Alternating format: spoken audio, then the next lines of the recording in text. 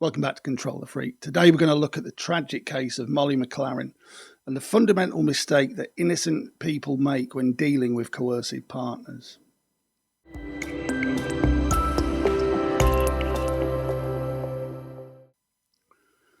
So, Molly McLaren. What we're going to examine today is briefly Molly's story, but we're going to look at the fundamental tipping point in their relationship where things could have gone a different way if poor Molly had known what she was dealing with. We'll examine that after I tell you the story.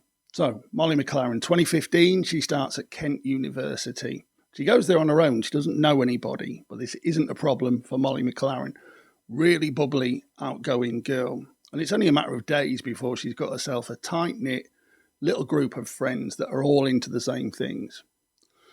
Like most girls their age, they like socialising. They're all a bubbly little bunch, actually, when you see them on the documentaries about Molly. Really bubbly little bunch. But they're also into exercise, which is great for Molly, because Molly's got her own little fitness blog. Molly, when she was younger, had some mental health issues. She'd suffered with depression. And a way out of that was to exercise and self-motivate. So she started a little fitness blog where she recorded what she was eating, her exercise regime, and it was very uplifting and motivational. She talked to people that followed her about how to push through the worst times, telling them that this was just one bad day and you could get through. And that's how she communicated with her friends as well. Whenever they were having bad times, she'd always lift them up and push them through the hardest of times. And they always said that that's what Molly was like all of the time. When it comes to socialising, like most girls her age, she liked to socialise. But this was at college, remember, and a lot of people are kind of hooking up and having casual relationships and exploring things. But Molly wasn't like that. Molly wanted something a little bit deeper, possibly linked to her early depression, but she was quite a deep thinker. And she was looking for somebody she was going to be with for a long time that she could invest in, that would invest in her, and they could pull each other through the hardest of times. So she took her time about it. For some reason, she decided to check on Tinder. Now, maybe it's because of my age, but I always look at people that go on Tinder and I think, why are you doing that? I suppose it works out for some people, but it kind of puzzles me that somebody would look for something meaningful on Tinder, especially when you were a pretty girl like Molly. She was very pretty. She could have had a choice of men. But I suppose she wanted to examine from a distance, which is what she did with a guy called Joshua Stimpson. She liked his profile. He was clearly into fitness. He liked having a good time. There was pictures of him out at festivals and what have you. But he seemed to have something a little bit deeper about him, if only Molly had known. But she takes her time with him. She gets to know him over a few weeks, few months in fact, just talking through Tinder and WhatsApp and what have you, until she finally agrees to meet him, till she's kind of satisfied herself that he's got something about him that she's interested in. Of course, they've spent time communicating for a little while, so by the time they meet, they seem to know each other quite well, and they fall quite deeply in love quite quickly. They spend all of their time together for the first few months. The kind of honeymoon thing where when you first get with somebody you really like, you kind of fold into each other and you don't want to be apart from each other. This lasts for a couple of months until Molly says, right, now we need to kind of spread our wings a little bit. We've had the honeymoon phase. We now need to spend some time with our friends. But she wasn't meeting any of Stimpson's friends. So she decided she'd introduce him to a couple of her own. And there's an incident where she introduces Stimpson to a few of her friends, and one of them's quite bantery. She likes a little bit of Mickey taking, and she does so to Joshua Stimpson, trying to bring him out of his shell, because he's acting very moody, just kind of hanging around and clinging to Molly. But he doesn't like it. He doesn't react too much at that time, but once they separate, he starts texting Molly, trying to drive a wedge between her and her friend. He doesn't like what she said. Molly, she's quite astute, and she sort of sees through what he's doing, but she doesn't challenge him on it. She just tries to encourage him to give her friend a chance and that they need to carry on socialising. She doesn't need to do that because he's going to make sure he's there anyway. Whenever Molly starts mentioning a social meeting with her friends, Stimpson's response is, what time are we meeting? In other words, he's inserting himself there. He's not invited, but he's making sure he's wherever Molly is. When Molly wants some time to study for exams, because she's quite driven, remember, She says to Simpson, I need a night to myself because I need to study for this exam. He insists on being there. He's texting her, begging, please let me come round and be with you while you study. Even just to sit in the corner, just so long as he's with her. It seems like he can't be apart from Molly.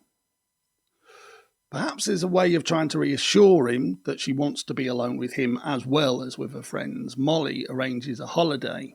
So that way it's just the two of them. And this is to try and reassure the guy. But within a couple of hours of being on holiday, she's texting her friends going, this is going badly, help. He won't listen to reason. She's obviously trying to talk to him about the importance of spending time apart, but showing him that she wants to spend time with him. But they're just arguing all the time. The photographs of that holiday, he looks quite happy, but he's clearly playing up for the camera because they're just arguing and he's moody and sulking all of the time. When they get back, Molly's got friends around her and she feels a little bit safer. She says to him, look, I can't go on like this. We need to spend some time apart. And she finishes with him, which is the best thing she could have done. But next she does the worst thing she could have done. He bombards her with begging messages for weeks. Please take me back. I would literally go down on bended knee and beg you to take me back. He's very kind of romantic and pleading and telling her how much he loves her. Molly's a sweet girl and she wants to help people. So after a few weeks of this, she agrees to take him back. We'll come back to this at the end, but this was the worst possible thing she could have done. Within days of taking him back, he's not only as bad as he ever was, he's escalating. He's even worse. He really wants to get his claws into Molly now. He doesn't want her out of his sight. She stops telling him that she's going out and arranging to meet with friends, but he just turns up. Somehow he finds out where she is and he just turns up. He's there constantly. And he's getting moodier and he's having more and more arguments with her about not wanting to spend time with him when he loves her so much and she's treating him really badly. 2017, they've only been together a few months at this point. 21st birthday, Molly's 21st. He's so bad that night she breaks up with him in public. Perhaps she feels safe because she's got her friends around her. And she breaks up with him in public and he loses his mind, loses the plot in front of everybody, starts pointing at Molly and shouting, saying she's just finished with me, causing a massive scene. He's eventually encouraged to leave. But unlike the first time she broke up with him, his reaction this time is completely different. He goes on the rampage.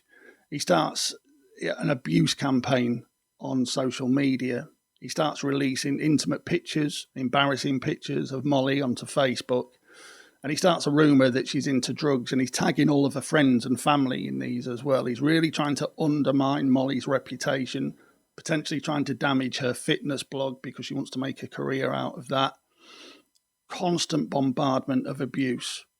Molly's friends and family don't believe this guy. They know Molly very well and they all block him. So now he's kind of cornered. There's a little bit of the Susan Lawrence thing here, that he's kind of now on his own. But we're too far into the relationship here. He's going to escalate, which is what he does. He manages to talk some girl into befriending Molly on Facebook so that he can stalk her. Molly will be out for dinner with friends, and Stimpson turns up with this girl, makes sure he walks past their table, sits at the next table, a couple of tables over, spends the evening looking over at Molly, making sure that she can see him, and when he catches her eye, he smiles at her.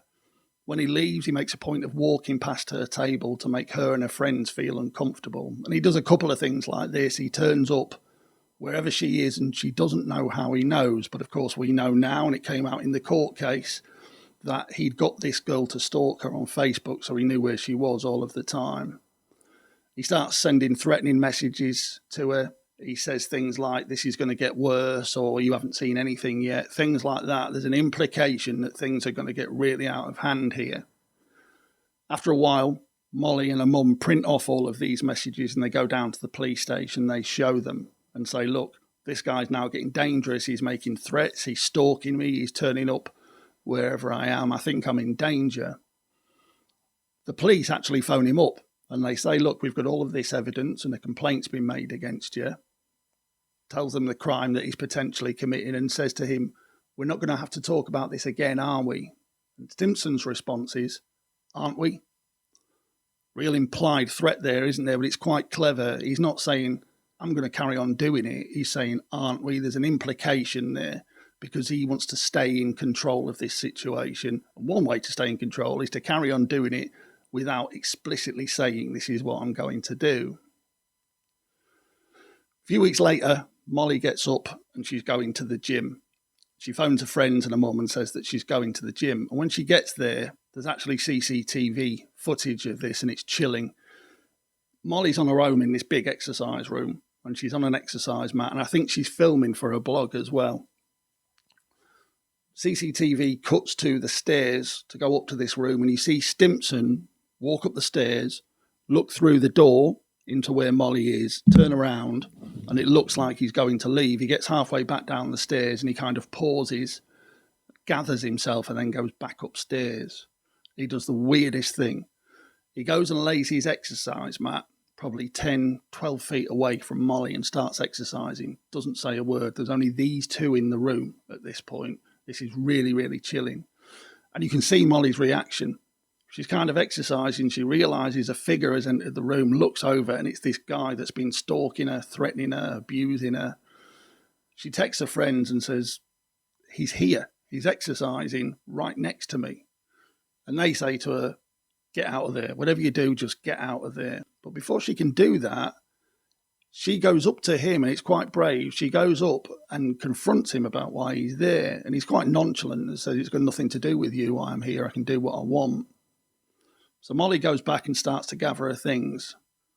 But before she can do that, he gathers his things and leaves the gym. Molly's really rattled. She's hanging around now thinking, he's clearly going to be outside. What do I do? She texts her friends and her mum again and says that, I'm really scared. And they say, look, get out of the gym and get to your car as quick as you can and then just get out of there.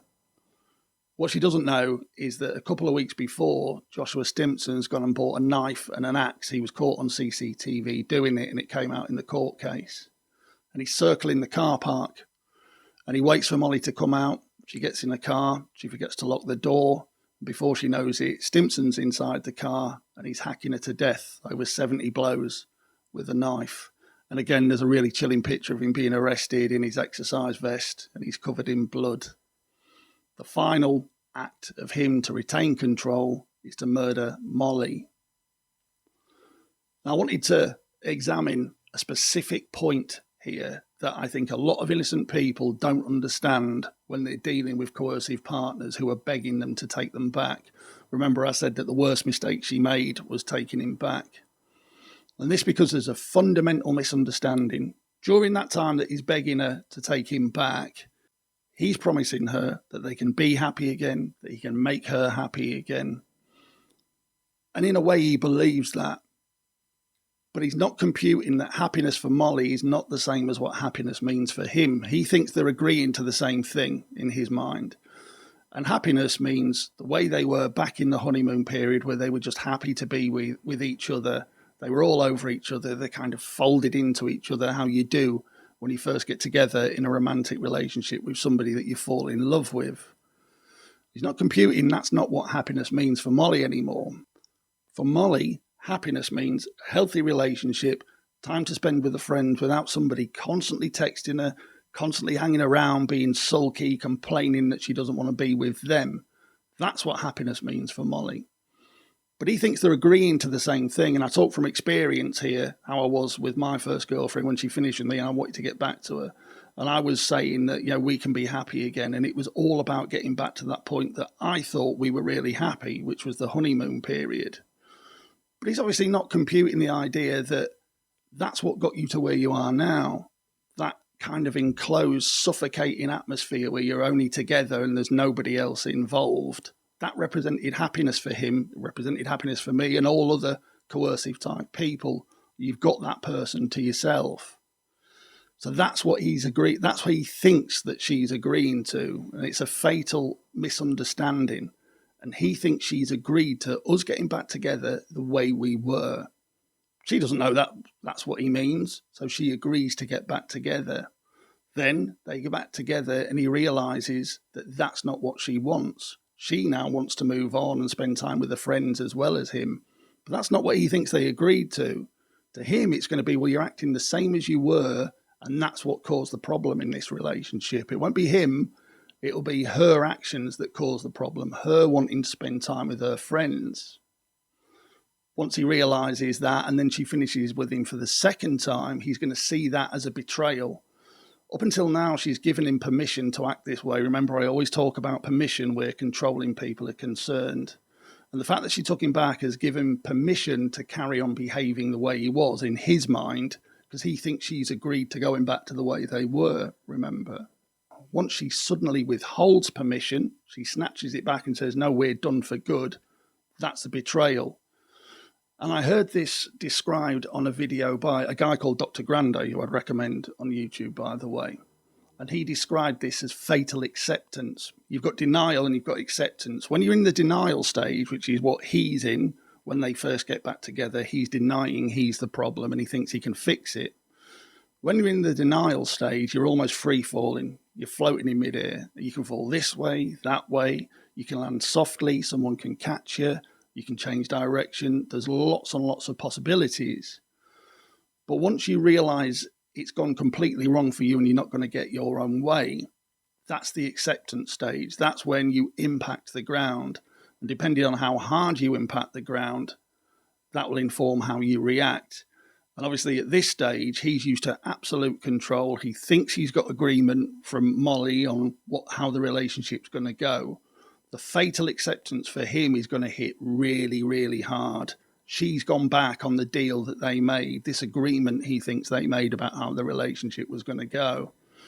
And you've got a narcissist here. You've got somebody who's completely self-involved, who's always the victim. And he thinks that Molly's led him on and treated him badly. And in his mind, she deserves to be absolutely punished for that. And that's what you're dealing with coercive people when you take them back. You've got to understand when you take them back, what you're agreeing to is not what they're agreeing to. No matter what words they use when they say, yes, we can be happy again, I'll change. They're talking about changing to how they were when you were both happy. But it's that situation that led to this situation.